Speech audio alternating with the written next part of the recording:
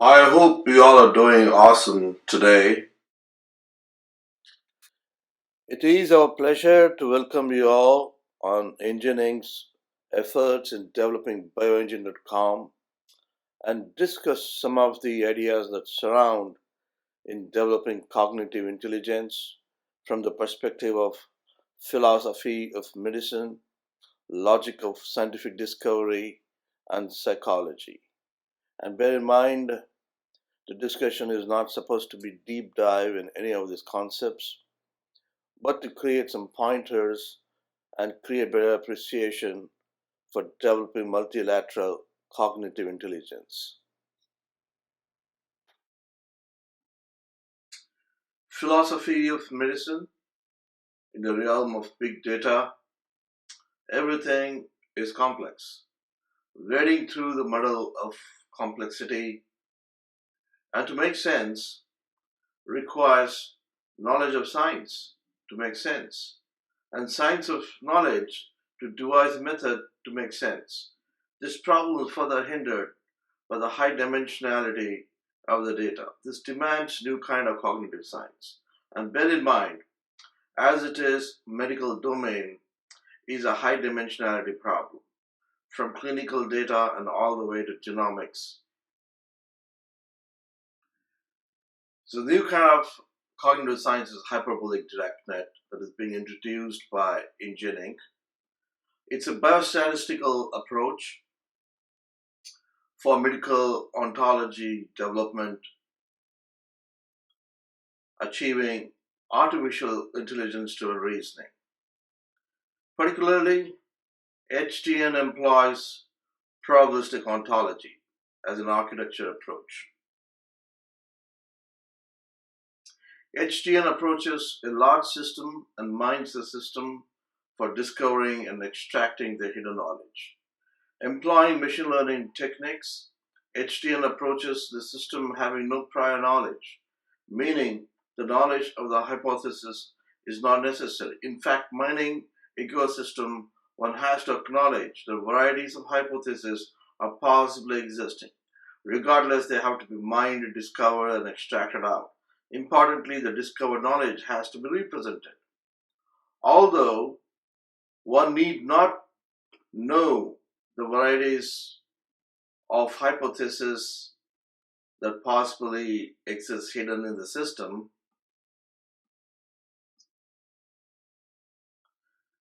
it is still good to understand what is a hypothesis. So one of the common medical definition of hypothesis is a conjecture advanced for heuristic purposes, cast in a form that is amenable to confirmation or refutation by conducting of definable experiments and the critical assembly of empiric data, not to be confused with assumption, postulation, or unfocused speculation.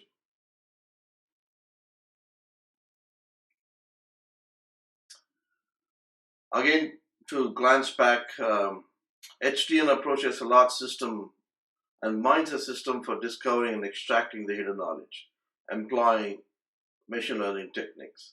HDN approaches the system having no prior knowledge, meaning the knowledge of hypothesis is not necessary in the technique of HDN.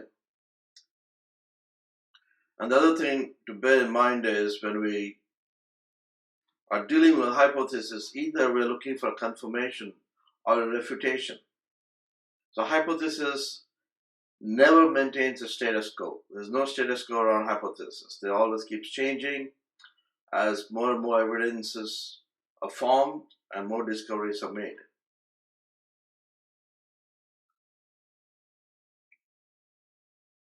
The interesting book I was reading, Philosophy of Medicine by Fred Gifford. In this book, basically hypothesis is probed and how hypothesis is formed, and especially what is its relationship with the process of discovery, and how does various ways of reasoning and logic work around hypothesis and also the process of discovery. In his book Philosophy of Medicine, Dr. Fred Gifford discusses the kinds of hypotheses employed in medical discoveries about basic biological processes relevant to health, about causes of disease, about treatment of disease, about how physical instruments can contribute to the diagnosis and the treatment of the disease. Furthermore, he talks about hypotheses as help advance scientific considerations in explaining the causes of the disease. In 1860s, Pasteur revolutionized the explanation of the disease with the hypothesis that many diseases are caused by bacteria.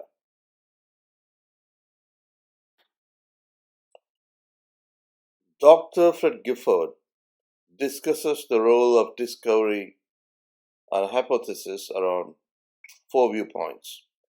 The first of which is observation and mechanism. During the several past centuries, several discoveries have been made and hypotheses arrived at based on the viewpoint of observation and mechanism. For instance, anatomy is about the bones and structures, so on and so forth. The second viewpoint is biology and cause. Again, during the last few centuries, several discoveries have been made and several hypotheses have been arrived at based on biology and cause. For instance, cholera.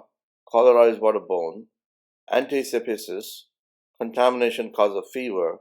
Germ theory. Bacteria is the cause of the disease. Tobacco disease. Virus cause disease. So on and so forth. The third viewpoint is around chemistry and therapy. Again, in the last few centuries, several discoveries have been made and several hypotheses have been arrived at based on the viewpoint of chemistry and therapy. For instance, vaccination prevents smallpox, anesthesia reduces pain, antiseptic surgery prevent infection, aspirin treat pain, radiation treatment remove cancer. Now hold your thought. This viewpoint around treatment of cancer around radiation is now drastically changing. With the advent of precision medicine, the newer discoveries are being made and this hypothesis is now being challenged. Listen to this audio snippet from Dr. Patrick on precision medicine.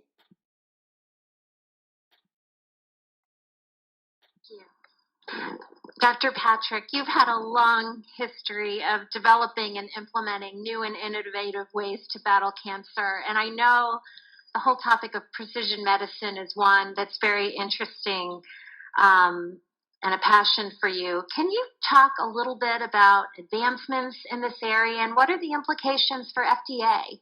How does FDA need to evolve given all the advancements in science? So I think, Senator Lamar, I think the issue you brought about precision medicine and opportunity to have this as a bipartisan event is so fantastic in terms of timing. So what I'd like to do is maybe just lay out, I spent 30 years of my life now looking at this issue of cancer and as a problem, first at UCLA as a professor, and then leaving the university actually to build the nation's first nanoparticle protein drug for breast cancer and pancreatic cancer and lung cancer.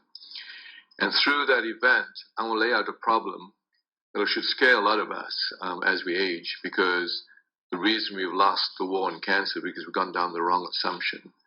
I'll explain that. Then I'll explain how precision medicine actually can save us, and then I'll explain the urgency of what we need to do.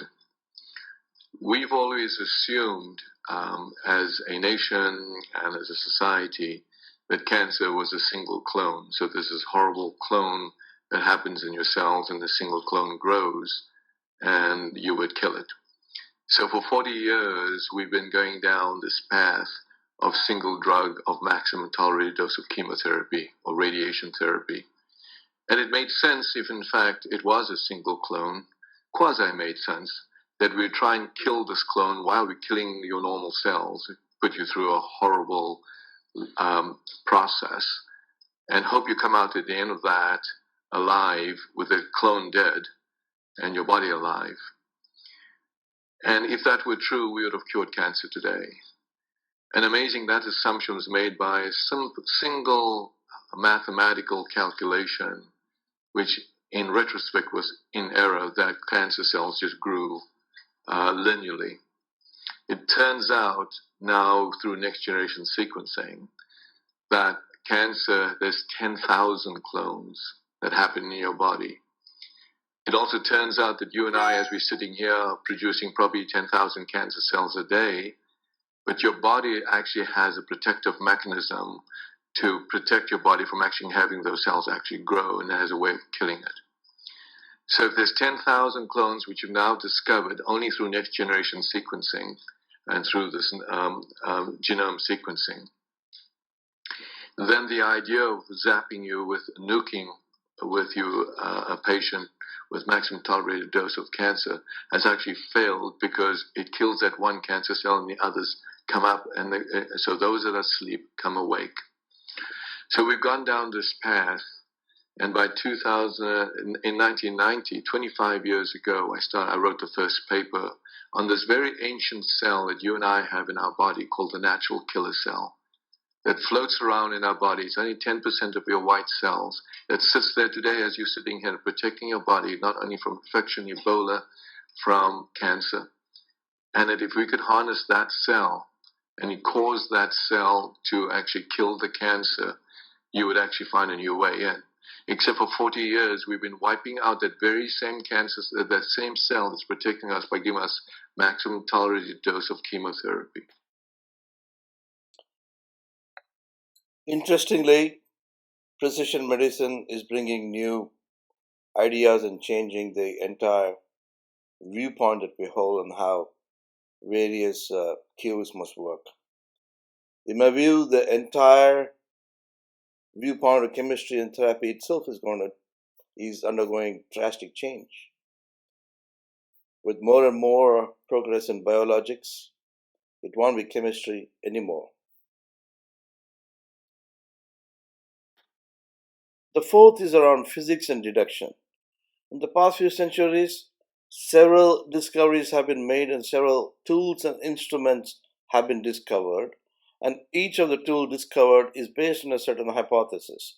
For instance, stethoscope is about measure of heart, X-rays reveal bone, EKG is about measure of heart, and so on and so forth.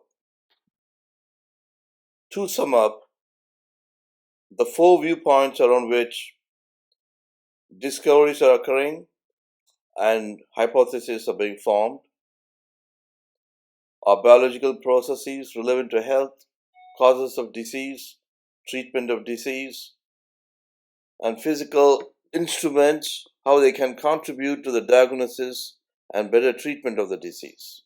Again, the four viewpoints are observation and measurement, biology and cause, chemistry and therapy, and physics and deductions. As I said, hypothesis does not maintain status quo. As more discoveries are made, more hypotheses are arrived at, the existing hypotheses change. For instance, chemistry and therapy is bound to undergo sea change when more progress is made in biologics. In 1934, a guy by the name Popper, he wrote a book called The Logic of Scientific Discovery. It's a very interesting book. We borrow several ideas from Popper in development of bioengine.com. As we move forward, we will discuss about it. Karl Popper, in his book The Logic of Scientific Discovery, discusses reasoning around hypotheses. Karl Popper published The Logic of Scientific Discovery, a translation of Logic der Forschung, published in Vienna in the autumn of 1934, with an imprint in 1935. In this book, he makes a contrasting distinction between the process of discovery or conceiving new idea and the methods of examining it.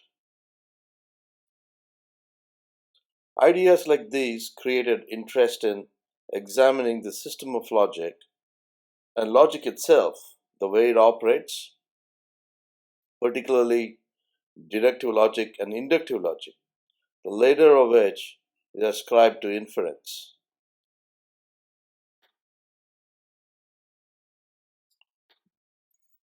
Furthermore, Fred Gifford, in his book Philosophy of Medicine, he made some observations around how the logic pattern or hypothesis generation for medical discovery in the case of disease had to do something like this. The observation was there's an anomaly, so there's a hypothesis formed. So based on the hypothesis formed, there is inference made. The anomaly is people have disease D with symptom S. So the hypothesis is cause C can produce S. Inference is so maybe C is the explanation of D. For Pasteur, this would mean something like this. Anomaly, people have cholera with symptoms of diarrhea. The hypothesis is infection by bacteria might cause such symptoms. Inference is, so maybe bacterial infection is the explanation of cholera.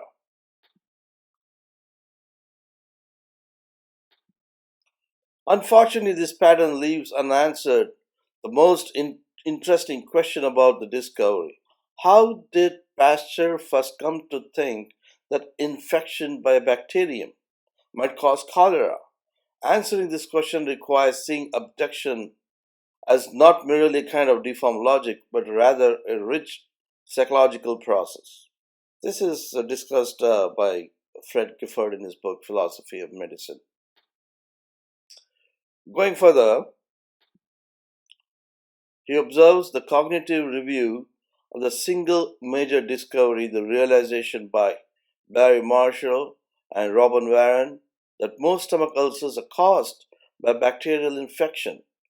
For this, they received Nobel Prize in Physiology and Medicine in the year 2005. Furthermore, he made this observation that discovery results from two psychological processes: serendipity and questioning and search.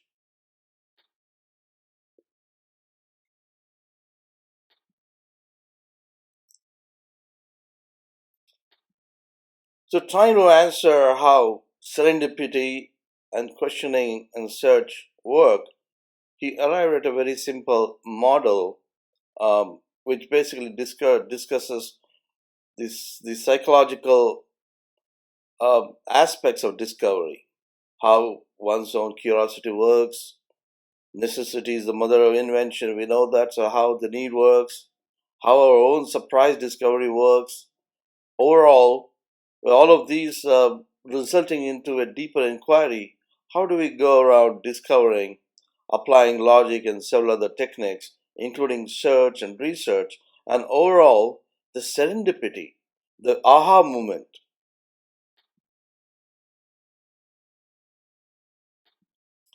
So what do we observe from the past few slides? The conflicting process at work. There is deductive logic, there is inductive logic, the method of inquiry, the process of creating new ideas. All of these seems to be at loggerheads. So we need an overall scheme of things that puts all of this thing together and help us make better discovery.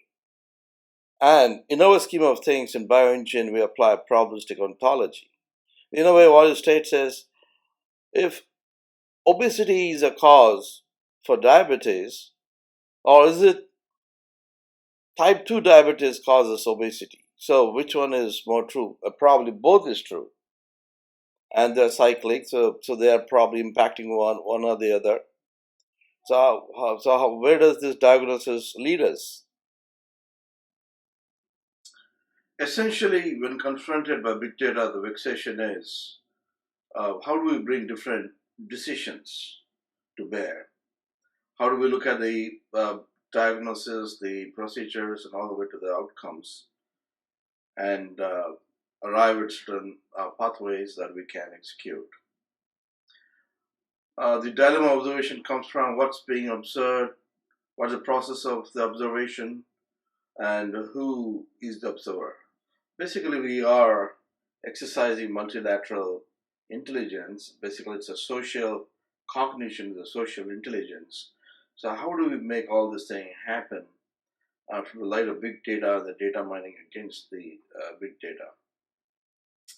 The several things, conflicting things, are also working when we consider the different techniques in data mining.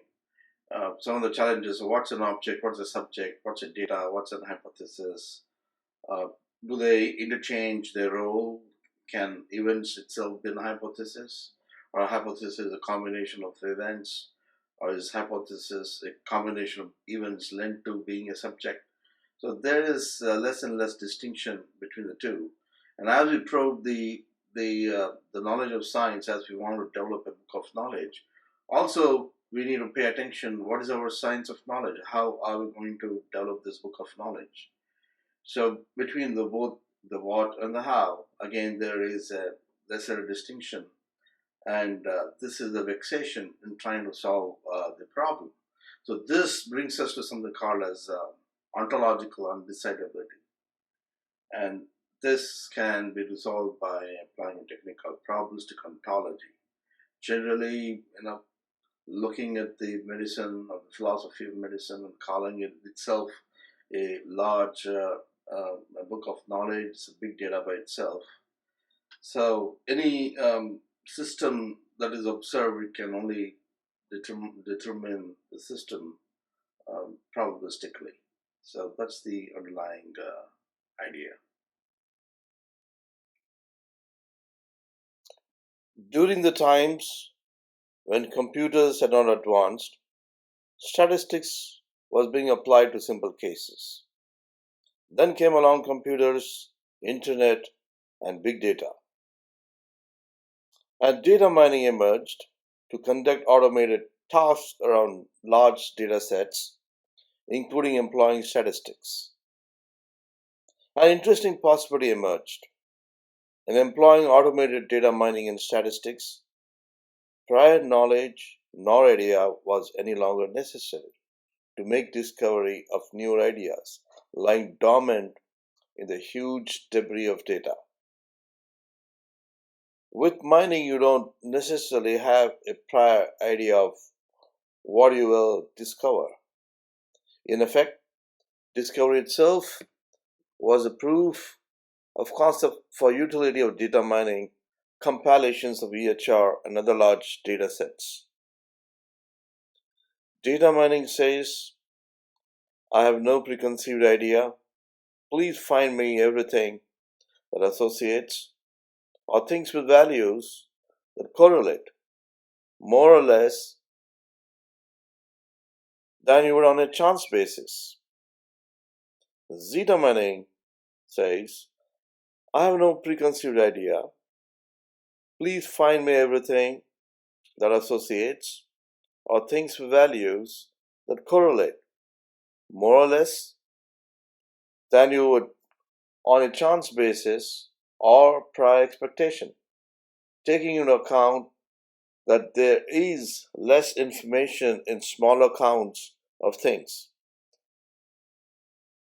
So zeta mining incorporates Riemann zeta function, which will bring it into hyperbolic Dirac net.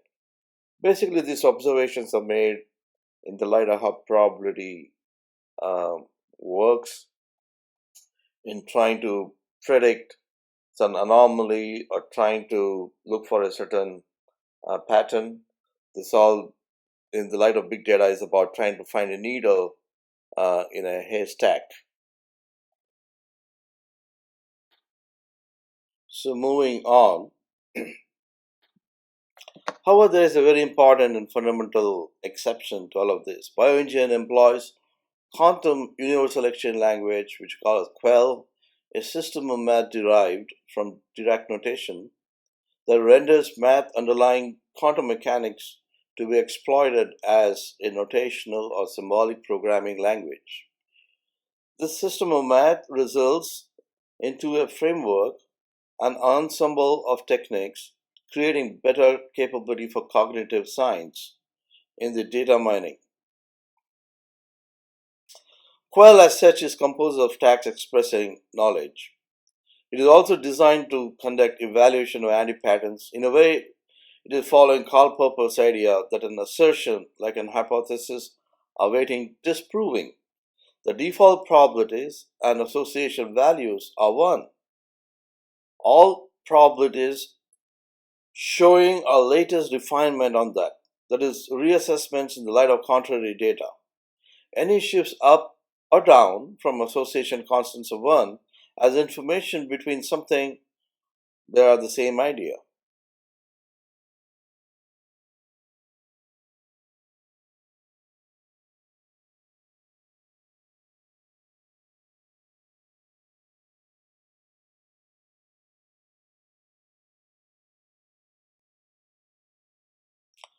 All hypotheses and conjectures are only that much true until new evidences are discovered refuting them completely. For instance, several of the hypotheses regarding cancer has been disproved in the recent times. Take a look at the biomedical research. Biomedical research is an iterative cycle constantly building on prior knowledge, with one discovery influencing the next.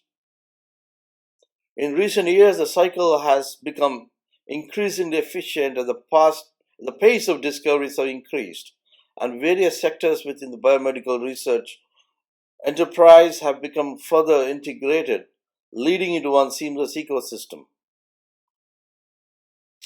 As a result of all these changes, the pace at which patient lives are transformed through precision medicine has accelerated and will continue to do so for the foreseeable future.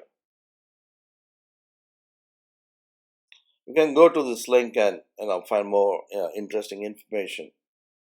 In short, the biomedical research cycle is set in motion when discoveries with the potential to affect the practice of medicine are made by researchers in numerous areas of biomedical research, including laboratory research, population research, clinical research, and clinical practice.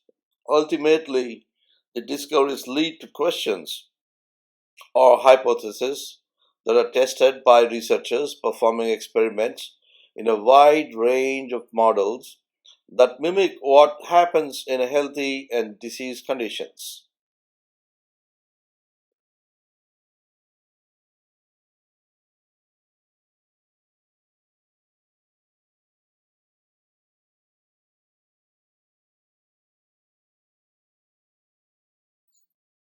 The results from these experiments can lead to the identification of potential therapeutic target or preventive intervention, or they can feed backward in the cycle, providing new discoveries that lead to more hypotheses. So you can go to this particular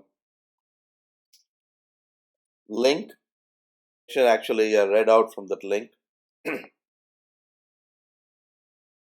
Mathematically, the probability that an event will occur is expressed as a number between 0 and 1. Notationally, the probability of the event A is represented by probability of A. If probability A equals 0, event A will almost definitely not occur. If probability A is close to 0, there is only a small chance that event A will occur. If probability A equals 0.5, there is a 50-50 chance. If probability A is close to 1, there is a strong chance that event A will occur. If probability A equals 1, then suddenly, definitely, event A is going to occur. So this is the most fundamental aspect of probability. So any of the statistics and probability studies we do is basically trying to predict or discover something that might occur and what's the probability of them between 0 and 1.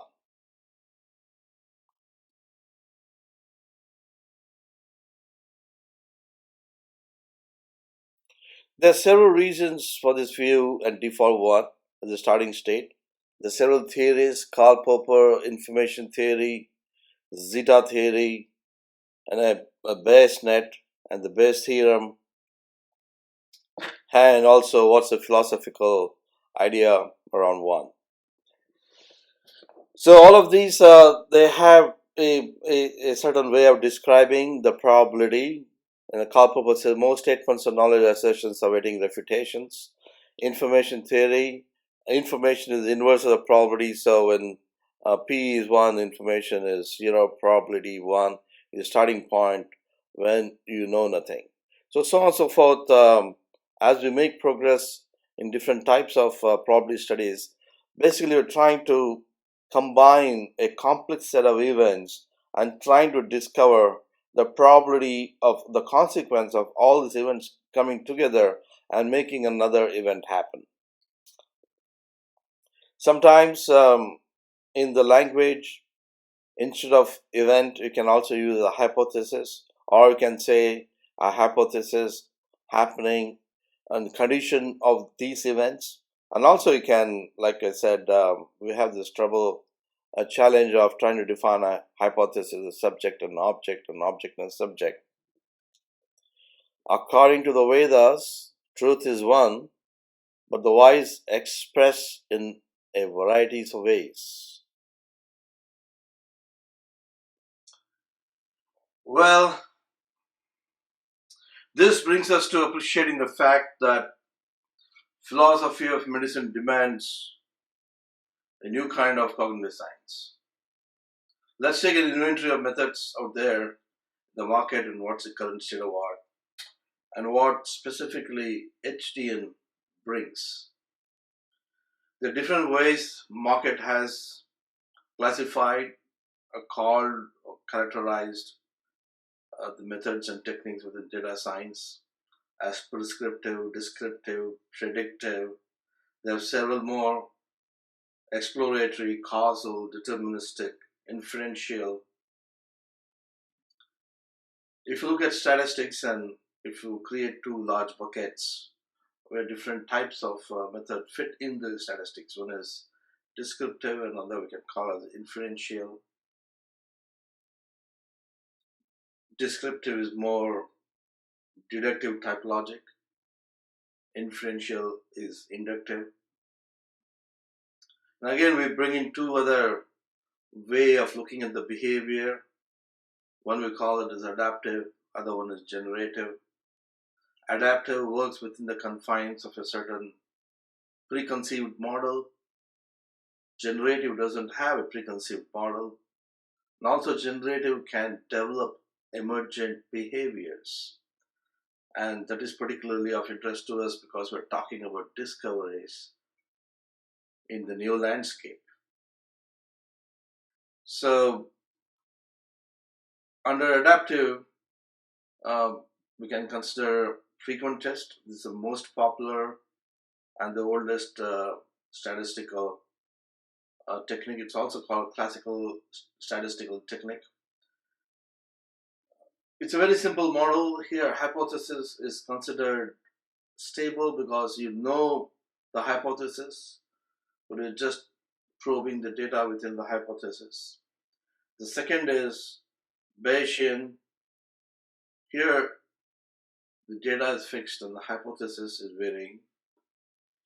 And also, Bayesian brings in a prior condition or a prior knowledge. So let's probe a little bit more. How is Bayesian different than the frequent test? But before that, I just want to tell you, addition to frequent test Bayesian, we are adding HDN. In HDN, neither hypothesis is fixed nor the data is fixed. And also the prior condition does not really matter. So what is a hypothesis also doesn't really matter because we are getting into a generative paradigm. We want to discover patterns. Also validate and discover the existing patterns. The frequent test view the simple expression of probability hypothesis over D data, that is H over D. Bayesian has a prior condition, so the probability of hypothesis over D brings in several conditions. H is a hypothesis and D is a data which might give evidence for or against a hypothesis. Each term in Bayes' formula has a name and a role. Prior probability H is the probability that H is true before the data is considered. The posterior probability H over D is the probability that H is true after the data is considered. The likelihood of probability data over hypothesis is the evidence about H provided by the data D. Probability D is the total probability of the data taking into account all possible hypotheses. That's the full explanation of the Bayesian formula. So it has a prior condition, it has a posterior condition, and the additional evidence is proved if the additional data either validates or negates the hypothesis.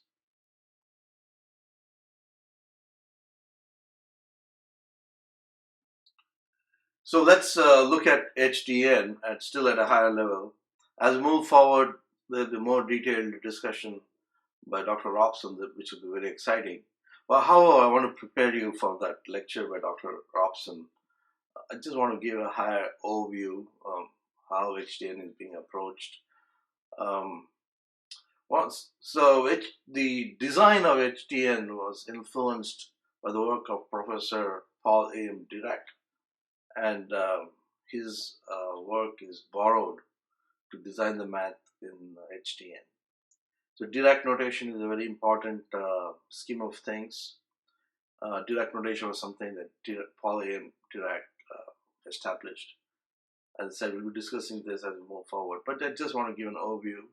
So Dirac notation, it is an algebra for observations and measurements and probabilistic inference from them. It follows a simple semantic structure, the subject logical expression, relationship logical expression, object logical expression. But this simple semantic structure eventually builds into multiple semantics. So Dirac notation, as a notation, on the left side is a bra vector expression, then you have an operator, which is an algebraic operator. Then on the right side you have a ket vector expression. So that's the most simple basic view of bra vector expression, operator expression, and ket vector expression. The entities that Dirac called kets and bras are simply column vectors and row vectors, respectively. And the linear operators of Dirac are simple square matrices. Of course, the elements of these vectors and matrices are generally complex numbers. Dirac notation scales to n. It's the simple view of the column vector and the row vector. So this is the expression. So you have ket A operator with the bra B. So I don't want to get into details of describing this because Dr. Robson will be doing this. I want to save it for him. The pleasure of describing the complexity in it, the underlying HDN. But from the platform perspective, when we bring the platform into the market, we are going to hide this complexity and make the experience simple. So we are, while advancing the capability from frequent test all the way to HDN and getting into a completely different new paradigm where discoveries can happen better and also where decisions can be made better, while we bring that capability, we take away the complexity of working with math. So BioEngine.com and its efforts is about bringing the complexity hidden in medicine, the complexity hidden in math, and bring them together, remove the complexity, make it as simple as possible, and create a platform where better designs can happen, where better decisions can be made, and where we can advance the science from where it is today. Obviously, when we speak of a little bit of more complexity, certainly there is a challenge in trying to bring our mind around. As it is, as the market moved from frequentist to Bayesian, there has been several challenges for people to get accustomed to thinking in the Bayesian way. So yeah, certain similar challenges will be there in HDN.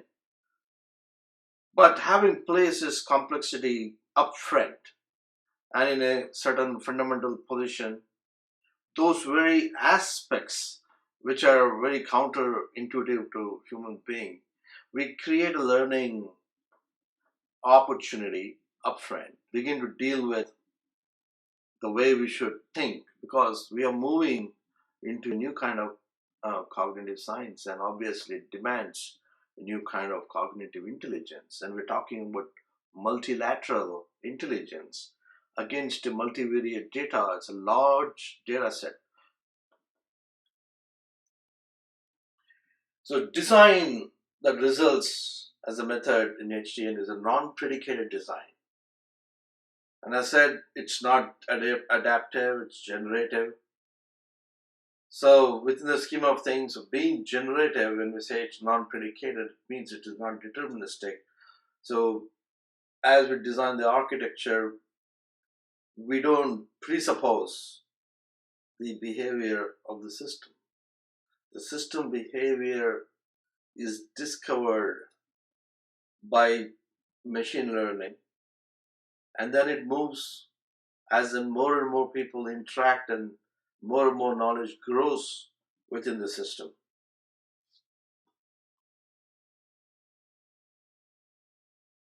So let's take a little bit closer look between the frequentist and Bayesian inference. So I was doing internet search and I found a very nice discussion happening at MIT by Professor Jeremy Orloff and Jonathan Bloom's notes prepared by them.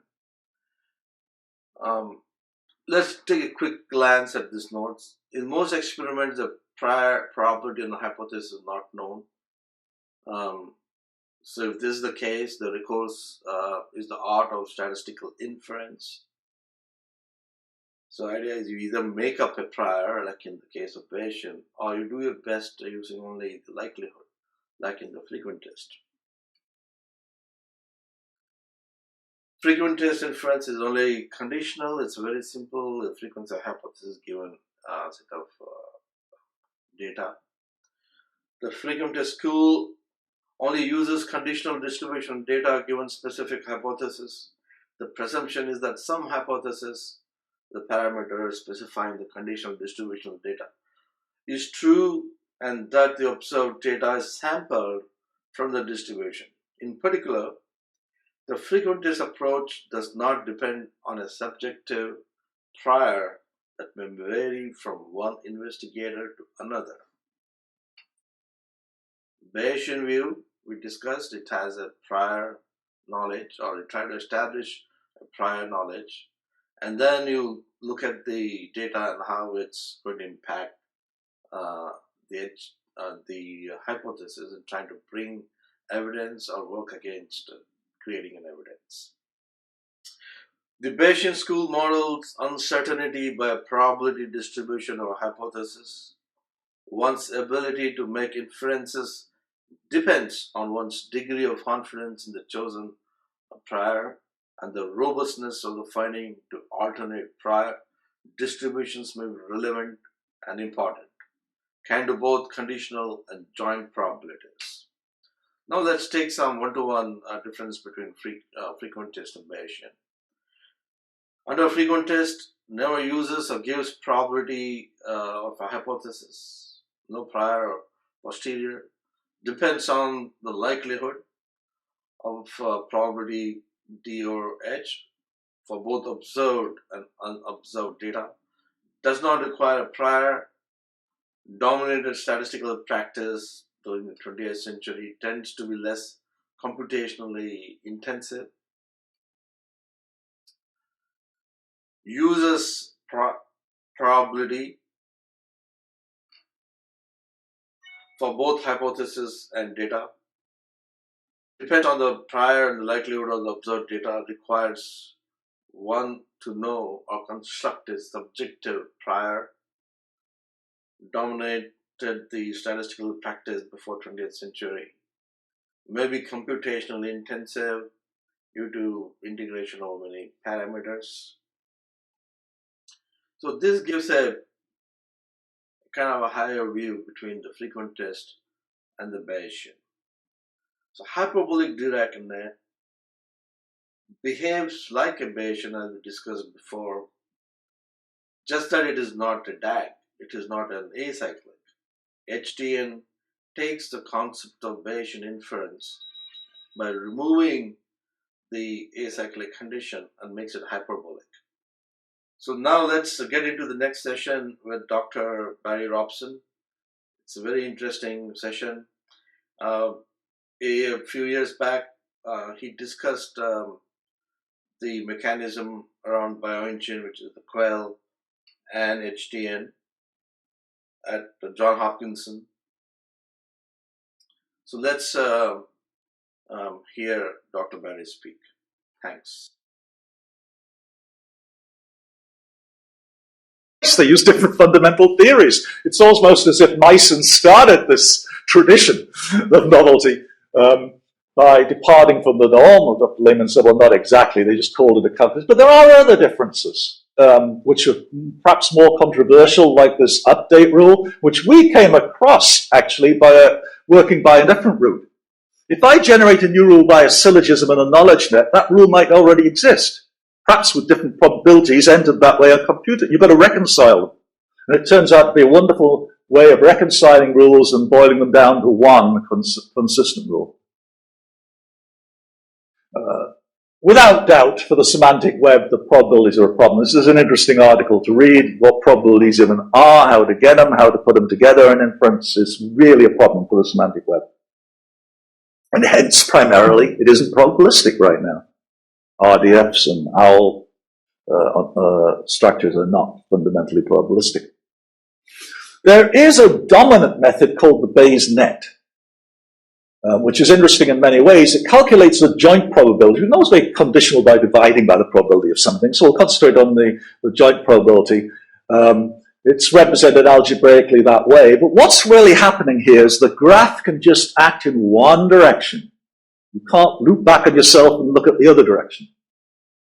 If you're really interested in causes, which is a cause statement, usually all you see between obesity and type 2 diabetes is, for example, is associated with, but we really like to know that one causes the other, because obesity does cause type 2 diabetes for sure. But there's a strong argument and evidence that the converse is also true, but with different probabilities. Type 2 diabetes can actually cause obesity for some types of people. Some are slim and so on, but it depends on the probabilities. But Bayes nets are very restricted. You can only have one direction of conditionality. It's found on the idea that you can't, a cause having an effect can't go back and look at the affect the cause again. You can't have that, for example, which loops round in the chain of probability. Chain probability would be completely out, forbidden. Happens in reality all the time with knowledge networks, that you can go around multiple routes and things affect each other. A Bayes net is basically how to avoid this perceived problem. And of course it applies a lot of restrictions. You can only go one way, you can't connect certain things, you can't have cyclic paths and so on. Cyclic paths so abound. I mean, those graphs I showed you, they had cyclic paths in. They weren't just one-way directions. They affect the results. So they'll have extended Bayes nets based on Markov process approach and various types of iteration, even simulated annealing and other techniques, based on the idea if A is affecting B and B is affecting C and C is affecting A again, that's dynamic. Okay, so you have to, I mean, that's nonsense. Well, it can be, but if you sample a population like I do over a time scale a lot lower than it changes, we have all these cyclic paths in it, but they were essentially captured in a steady state description of the system. If not, we were just discussing with Dr. Lehman this way, we go to another approach rather like simulating chemical kinetics or protein interaction pathways using the same principles. That reiteration techniques to include cyclic paths is ridiculously slow when implemented properly.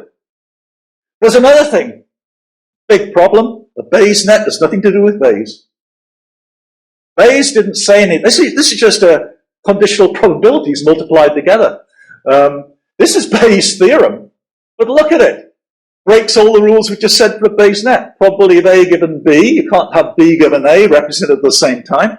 But this is absolutely important with respect to the values put in the network and respect to all the data you have. You just can't ignore data. If you have data, it should impact your decision. Okay? This guy here, quite recently in his book, and you see, belongs to a group of people who are deeply concerned about getting things right. It is in fact the market crash that spurned this area of research, and they realized that they were using Bayes nets and things, but they weren't coherent. They didn't satisfy Bayes equations. Those two things aren't equal. And this is just a glimpse at one particular rule. They could be multiple things like B comma C or B and C in there and so on. And the network over a whole, what goes in that direction balances that and that. But nonetheless, you know, some reputation of this Bayes rule, and that's called coherence now. That Bayes rule should be satisfied. But Bayes net has got nothing to do with it. Because you can only look at one direction. You can only look at the probability of A and B, not vice versa. And of course, even satisfying coherence, as this guy Rabinado did, and allowing cyclic paths by reiteration, there's a million things where Bayes net falls short. You don't think every day in your head or subconsciously with Bayes nets. Maybe part of it, but there are plenty of things going on which are nothing like that. So let's now move to the shock physical part. Not nearly as bad as it sounds. How am I doing on time? 15 minutes left. Oh, wow, it's going to be a tough job.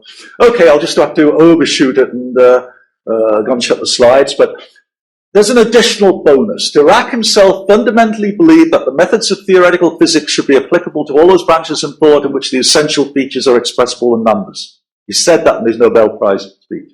Was he meaning that in a general semantic sense? Yes, because she specifically disallowed poetry, and actually, more controversially, of course, economics. There's constant things on the internet about people doing interviews with Dirac when his wife saying, "Oh, you're interested in economics." He said, "No, I hate it." It's subjective, and he gave arguments why. But that's more controversial. But it certainly kind of proves he was talking basically about probabilistic or quantitative semantics here in a way. Actually, it wasn't clear how he didn't make it too obvious how to go from the quantum mechanics of the type he developed. Translating what he actually meant is tricky, but often when you find you're stuck, you'll go back and look what he was saying, and he did what we're already, kind of worked out with great pain. He made it very clear. Really, he was just talking of the physical context. Okay, so here's how it comes from the quantum mechanics. Already looking like XML. This is a thing you'll find in a textbook. Maybe a little elaborate here. They tend to be a little cursive in textbooks, and they like to talk not necessarily about specific values, but my principles of quantum mechanics or primer quantum mechanics by Chester certainly has examples like that, and like this, where you take measurements. You can have an operator in here, too, a relationship between them. You can do things, or they can be simply like conditional probabilities, but they have two values. It's about the probability of that value given that, and about the probability of that value given that, and I don't mean they're the same probability. PA given B in general is not the same as PB given A. Okay? Fundamentally important in medicine, of course. No, it encodes a dual probability. It covers both directions. That's fundamental to quantum mechanics and should be for all measurements. And of course, in the argument of Schrödinger is, that why doesn't things like that behave on a large everyday scale? That was the paradox of Schrödinger's cat. Well, we want to write things in like this. The trick is to find how to do so without having the patient alive and dead at the same time, delocalized, and all the other weirdnesses of quantum mechanics. The point is, of course, as I've already clued in, is that we normally think of wave mechanics, and that's responsible for the weirdness. That's not what Dirac was thinking of when he was talking about reference to human thought and quantitative human thought and language. So I won't, as I say, I will go over these pretty fast, but they're really dual probabilities. It encodes two numbers as a complex number. Okay? which handles both the outcome and the etiologies. It's two directions. That gives rise to that, but conversely, that gave rise to that. Semantic converses by the use of operators that spread to, cats chase dogs with a certain probability and dogs chase cats with a certain probability. They would both be encoded in a way. And directed knowledge graphs reflect that. You've already seen them. They're graphs with edges pointing in both directions. They're directed graphs. That A does something to B and B does something to A reflects the edge. The important thing, of course, is that you can treat PA given B and PB given A and things. That's what a Bayes net picks one of them and does. But you're treating them separately. We're capturing quantum mechanics before it separates them. The quantum mechanic wave bits, if it's there at all, and the funny stuff is done, but we're catching it before they're frozen into separate probabilities. Because fundamentally they interact. As a matter of fact, I've already mentioned coherence as the most obvious way they interact. They're a bit like conjugate variables mathematically. PA given B is not dependent of PB given A. Okay, they interact in various ways. And you can take account of that to see things you couldn't see before, have coherence built in, inference in both directions, cause to effect and effect to cause to establish etiologies and so on. And you get a natural semantics emerging. That idea is extremely important of the dual. It extends to statements with a relationship. There's a very close mapping to human language, which probably Dirac had in mind. I'll hint at that. And it's not purely symbolic either. It's a quantitative probabilistic mapping of semantics from the quantum mechanics to that. You'll have to read this at leisure, but these are what we found by the experiments, and they're also the advantages. Problems I mentioned automatically fall out. Cycles don't need reiterating. They just come out of the basic math instantaneously.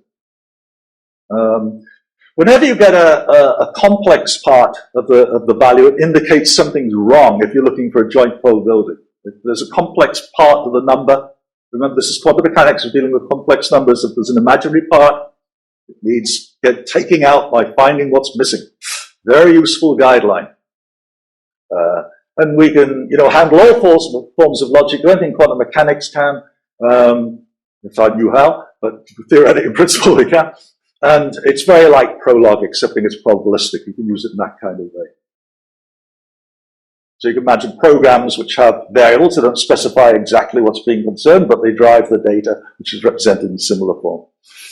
Getting a bit more quantitative, in certain cases, they act like classical probabilities. If the probability is equal in each direction of conditionality, then A given B in the Racket notation,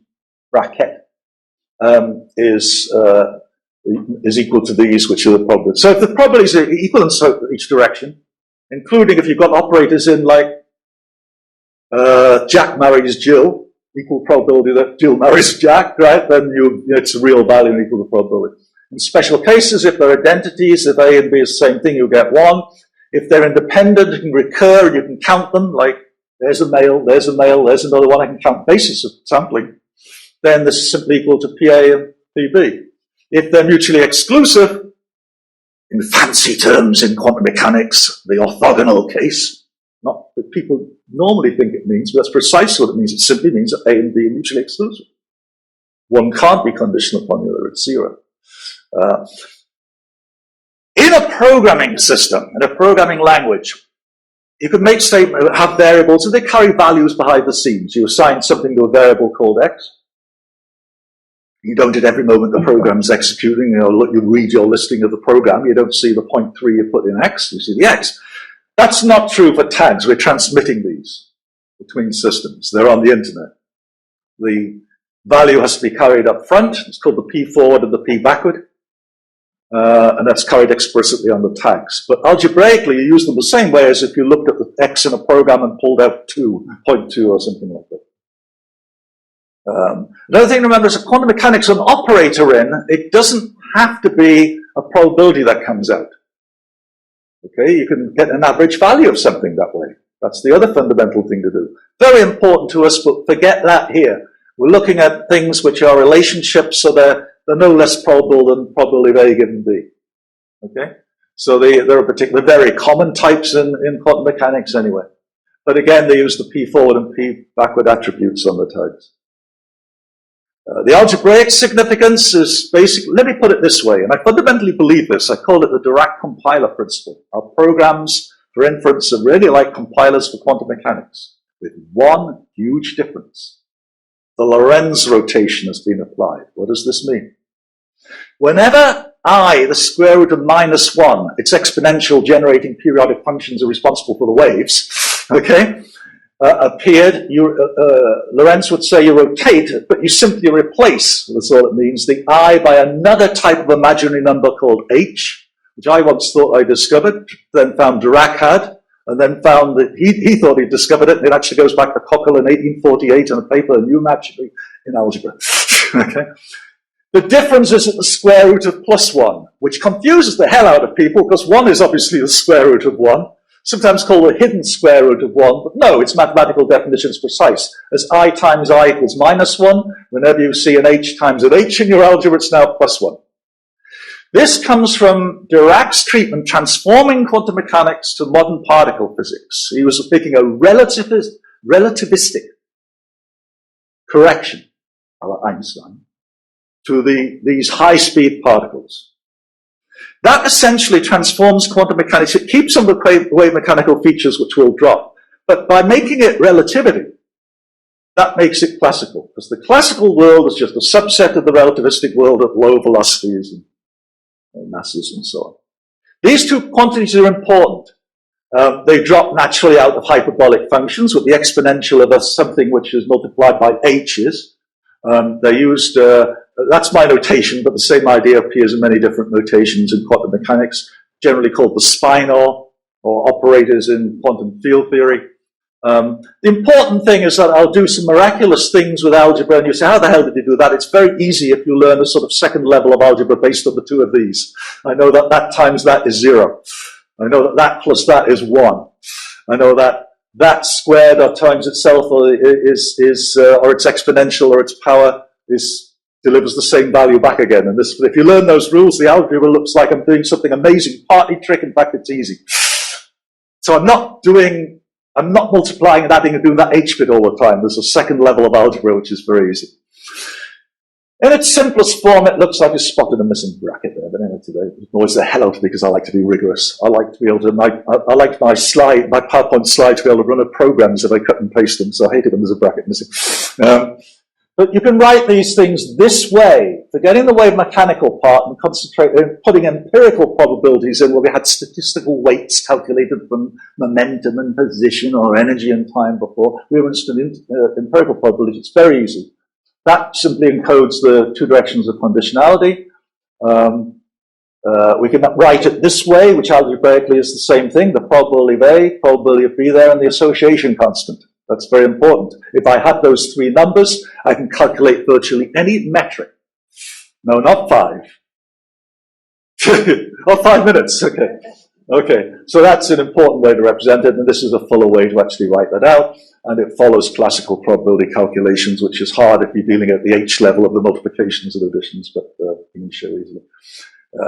We can represent vectors, as Dirac did, with part of the bra and part of the ket. The bra ket really is this is really formally a product of two vectors. Those vectors will carry probability distributions. In quantum mechanics, they are all conditional in these vectors and a thing called the wave function, which is a universal something everything's referred to. We don't have that luxury, but we can use something like age, which is a pretty common reference point. And, but in general, represent conditional probabilities and time if we want to. I won't go through the examples at the bottom. Semantic significance is that PA and B, you can imagine that really meaning if A, if B, or B, RA is one way about it. That's a categorical relationship. It extends to others, write it that way. The other wonderful thing which drops out is you don't need to write statements like some A or B and all A or B. It's a matter of degree anyway. It's inherent to the dual probability, the complex number. As a matter of fact, what's incredibly important is that the real part of the complex number relates to the existential qualification, excuse me. The sum A and B equals the sum B or A by definition bit. And the imaginary part, which is there, represents the allness. And what the sign of that relates to whether all A and B or all B and A. So existential universal qualification, categorical logic. And from that, the predicate calculus and so forth are encoded in the numbers. You're not necessarily writing all and some, or some of the time it's some. No, it comes out purely in the numbers, encoded. Like all good quantum mechanical operators, they're Hermitian, which means if I take the complex conjugate, change the sign of the imaginary part to take the converse, the operator stays the same, it isn't changed. That's good, because we now have our two directions of potentiality, the two directed edges of the network. However, and there are empirical simple ways to get that, but we can also, if A causes B, B is caused by A, also drops out a bit mathematically, which is just a trivial semantic equivalence in that case. Specifications I'm going to skip, just to say it is fully specified. I've done comparisons with XML. You can use it in an XML-like way, if you wish. They are actual brackets from the word brackets. That's